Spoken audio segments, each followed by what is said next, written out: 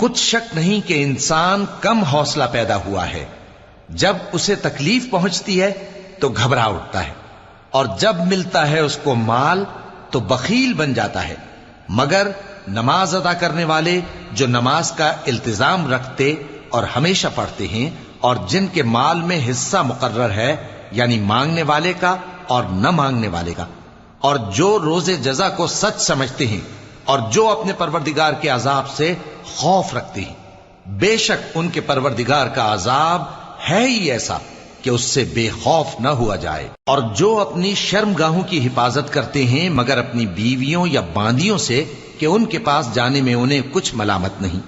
और जो लोग उनके सिवा और तरीके ढूंढें तो वो हद से निकल जाने वाले हैं। और जो अपनी अमानतों और अपने अहद व पैमान का पास करते हैं, और जो अपनी गवाहियों पर कायम रहते हैं, और जो अपनी नमाज की पाबंदी करते हैं,